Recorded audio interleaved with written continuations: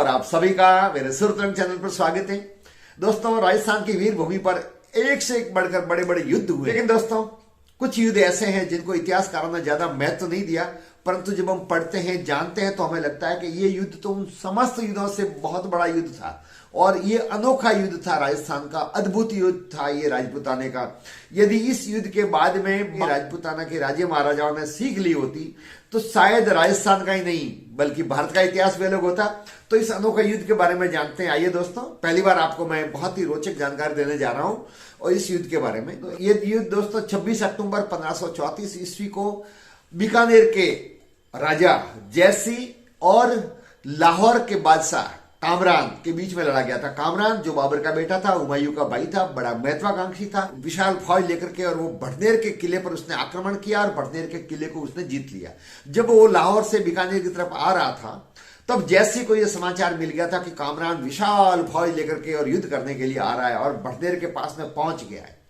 तो इतनी बड़ी सेना से जयसिंह की सेना का मुकाबला करना संभव नहीं था।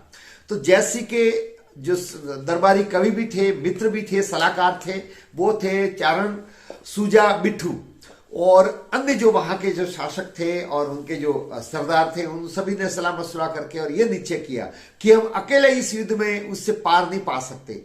तो सूजा बिट्ठू के साथ में जयसिंह ने मालवा के, राजस्थान के, राजपूताने के और गुजरात के जितने भी उनके रिश्तेदार राजे महाराजा थे, उन सब के वहां पर जाकर के संपर्क स्थापित किया और वहां जाकर के उनसे निवेदन किया कि आप इस युद्ध में हमारी मदद करें और यदि ये युद्ध हम पराजित हो गए तो आप सबको खतरा है, बीकानेर को नहीं बल्कि समस्त राजपूताने को खतरा है।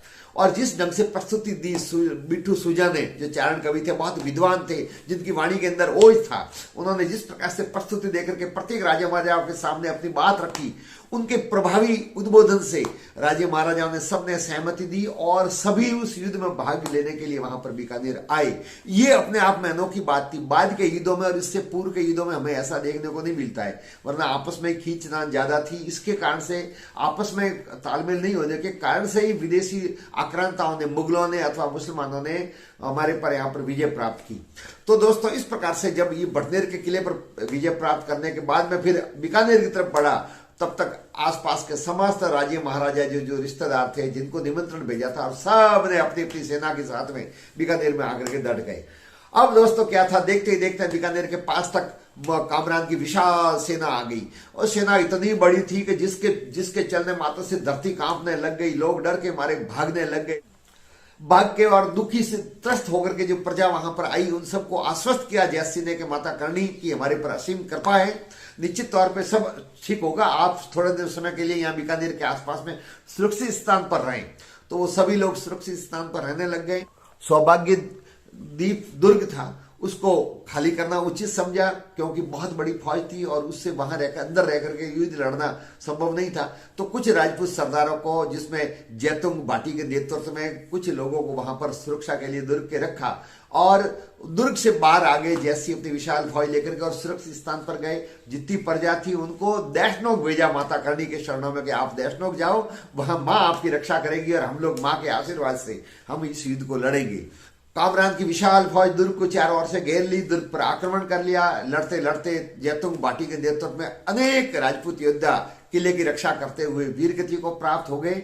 लेकिन जो जयसिंह थे, उन्होंने और उनके साथ के जो योद्धा थे, उन्होंने तो एक अलग प्रकार की योजना बना रखी थी। ये दोस्तों अपने आप में एक अनोखी योजना थी। ये पहली बार रात्रिकालीन युद्ध हुआ। जी हाँ दोस्तों, जयसिंह ने निर्णय किया कि इस कामरान की सेना को सीधे मुकाबले में इस प्रकार से जीतना संभव नहीं है, तो जैसे के साथ में तैसे व्यवहार किया जाए और रात्रिकालीन युद्ध का निर्णय लिया गया। उसके लिए बैलों के सींगों पर दीप लगाए गए, ऊंटों के पलंग पर दीप लगाए गए, नगाड़े रखे गए, नगाड़े बजवाए गए और रात्रि को धावा बोला और दीप जला करके ऐसे पंक्ति में पशुओं को रवाना किया कि कामरान की सेना ने देखा तो एक बार तो चारों ओर से दीप जलते हुए आते हुए देखे तो उनको लगा कि विशाल फौज है वो हमारी तरफ आ रही है। और फिर रात्रि को ही 108 सेनापति नियुक्त किए थे जयसिंह ने। इस दिन के साथ में बहुत सारे योद्धा थे। दोस्तों इस युद्ध में अनेक जातियों के लोगों ने भी बहुत बढ़ चढ़ करके भाग लिया। सभी ने एकता दिखाई, राष्ट्रभक्ति दिखाई, जिसके अंदर 36 कौम शामिल थे, तक कि मुसलमान भी थे, वो भी इस युद्ध में बढ़ चढ़ करके भाग ले रहे थे। तो बहुत बड़ी फौज जो जयसिंह के पास में भी थी, तो रात को पशुओं को आगे रवाना किया चारों ओर से। उनको देख करके कामरान की फौज घबरा गई और फिर रात को धावा बोला कामरान की जो सेना थी उस पर, शिविर पर। अचानक हुए हमले से वो संभल ही नहीं पाए, संभलते उससे पहले ही सैनिक टूट पड़े और खलबली मच गई। और देखते ही देखते कामरान की सेना के पांव पीछे हटने लग गए। जब एक बार पांव लड़खड़ा गए तो लाख कोशिश करके भी कामरान की सेना संभल ही नहीं पाई और असंख्य योद्धाओं ने अपने तलवारों के बलबूते पर शत्रुओं का संहार करना आरंभ कर दिया और मौत के घाट उतारा।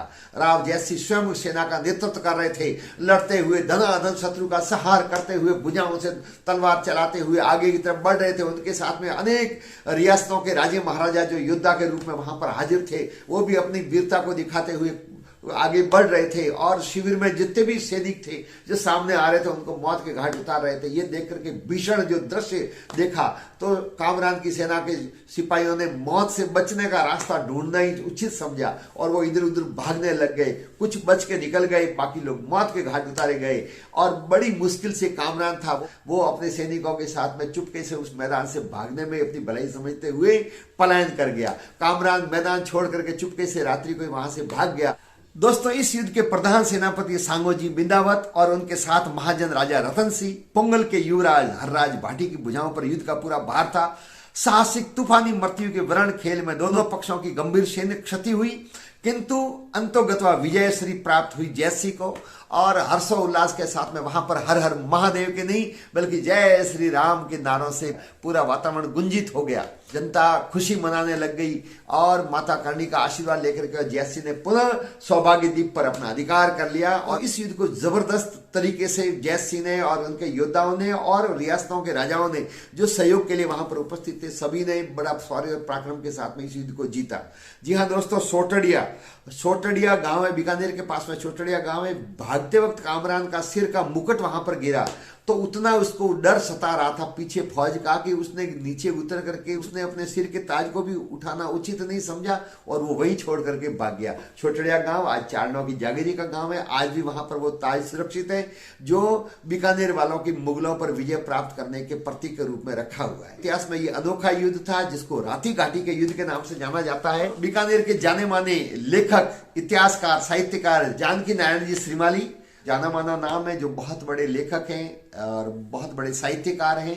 उन्होंने राती घाटी का युद्ध करके एक पूरा उपन्यास लिखा है, बहुत बड़ा है। कि जो पुत्र हैं गोविंद जी श्रीमाली, जो निदेशालय में प्रशासनिक अधिकारी हैं, और उन्होंने मुझे ये पूरी उपन्यास भेंट की। आप भी यदि मंगवाना चाहें तो मैं डिस्क्रिप्शन में ये इनका एड्रेस दूंगा, तो आप उस एड्रेस से ये आ सकते हैं। इस युद्ध में बहुत ही शानदार तरीके से वर्णन किया है। कभी बहुत बहुत आभार के उन्होंने मुझे शानदार ये उपन्यास भेंट किया और पूरा इतिहास भी बताया और उस इतिहास को पढ़ने के बाद मैंने आपको ये जानकारी दी है।